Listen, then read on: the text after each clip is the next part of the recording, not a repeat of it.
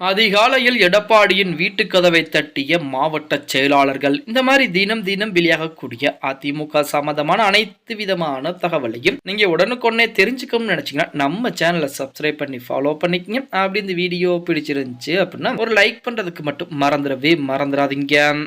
அனைத்திந்திய அண்ணா திராவிட முன்னேற்ற கழகத்தை பொறுத்த வரைக்கும் தற்போது ஆலோசனை கூட்டங்கள் 2ஆம் கட்டமாக போய்கொண்டிருக்கிறது அப்படின்னு சொல்லி ஆகணும். அதாவது கடந்த நாடாளுமன்ற தேர்தலிலே அதிமுக தோல்விக்கு என்ன காரணம் அப்படின்னு சொல்லி ஒவ்வொரு தொகுதி வாரியாக எடப்பாடி பழனிசாமி அங்க இருக்கக்கூடிய முக்கியமானவர்களை புற வரவழைத்து ஒவ்வொரு தொகுதி வாரியாக ஆலோசனை கூட்டம் போட்டிருக்கிறார். இந்த ஆலோசனை கூட்டத்தின் முடிவிலே பாத்தீங்க அப்படின்னா கூட்டணி என்பது சரியான முறையில் இல்லை, அதனால்தான் தோல்விக்கு அதிகப்படியான காரணம் அப்படின்னு சொல்றாங்க. ஏன்னா திமுகவை பொறுத்த வரைக்கும் பலமான ஒரு கூட்டணி. இப்ப தமிழகத்தை பொறுத்த வரைக்கும் பாத்தீங்கன்னா அதிமுகவும் திமுகவும் எந்த விதமான கூட்டணி கட்சிகளும் இன்றி தனித்தனியாக போட்டியிட்டால் அதிமுக தான் அதிகப்படியான வாக்கு சதவீதம் வாங்கும் அப்படிங்கிறதுல மாற்று கருத்தும் கிடையாது.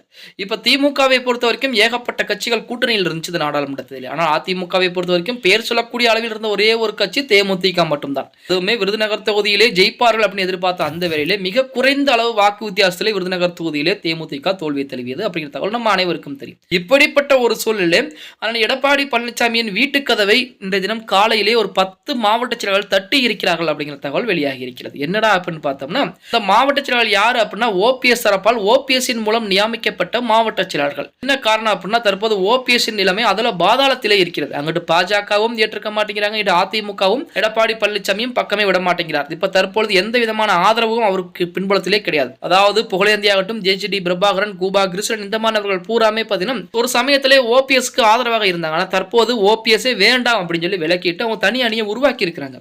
இப்படிப்பட்ட சூழலில் சசிகலா அம்மையாரை நம்பியிருந்தால் சசிகலா அம்மையாரும் பாத்தீங்க அப்படின்னா ஓபிஎஸ்ஐ பக்கத்திலே சேர்த்துக் கொள்ள மாட்டேங்கிறார். என்ன காரணம் அப்படின்னா சசிகலா அம்மையார் இவ்வளவு பிரச்சனை அனுபவதற்கு காரணம் ஓபிஎஸ் அப்படிங்கிறது அவர்களுக்கும் நன்றாக தெரியும். அதன் காரணமாக தான் பக்கத்திலே விட மாட்டேங்கிறாங்க. டிடிவி தினகரன் தோல்விக்கு பின்பு ஒரு முறை கூட சந்திப்பு நடத்தல. இப்படிப்பட்ட சூழலில் இனிமேல் ஓபிஎஸ்ஐ நம்பி இருந்தால் கண்டிப்பாக வேலைக்கு ஆகாது அப்படின்னு சொல்லி நமது தாய் கழகமான அதிமுகவிலே இணைந்து கொள்ளலாம் அப்படிங்கிறதுக்காண்டி தான் தற்போது எடப்பாடி பழனிசாமியின் வீட்டு கதவை தட்டி இருக்கிறார்கள் ஓபிஎஸ் அணியை சேர்ந்து 10 மாவட்ட செயலாளர்கள் அப்படிங்கிற தகவல் தற்போது வெளியாகி இருக்கிறது. அவர்கள் அனைவருமே அதிமுகவில் மறுபடியும் அடிப்படை உறுப்பினராக இணைத்துக் கொள்ளப்பட்டார்கள். அது மட்டும் இல்லாமல் அவர்களுக்கு அடையாள அட்டையும் வழங்கப்பட்டிருப்பதாக தகவல் தற்போது வெளியாகி இருக்கு. இனி வரக்கூடிய நாட்களில் இன்னும் அதிகப்படியானவர்கள் ஓபிஎஸ் தரப்பிலிருந்து வருவார்கள் அப்படிங்கிற மாதிரி தகவலும் வெளியாகி கொண்டுதான் இருக்கிறது அப்படின்னு கூட சொல்ல. அதாவது அதிமுக அழிந்து விட்டது, அழிக்கப்பட்டு விட்டது அப்படின்னு சொல்லி நிறைய பேர் சொல்லிட்டு இருக்காங்க. அதிமுக அப்படிங்கிறது மாபெரும் இயக்கம். அந்த இயக்கத்தை யாராலும் அழிக்கவும் முடியாது, அதே போல கட்டுப்படுத்தவும் முடியாது அப்படின்னு கூட சொல்லலாம். ஓகே கைஸ், வீடியோ பிடிச்சிருந்தா மறக்காம லைக் பண்ணி விட்டுருங்க. அப்படி இந்த வீடியோ ஃப்ரெண்ட்ஸ் அண்ட் ஃபேமிலிக்கும் ஒரு ஷேர் பண்ண மறந்துடாதீங்க.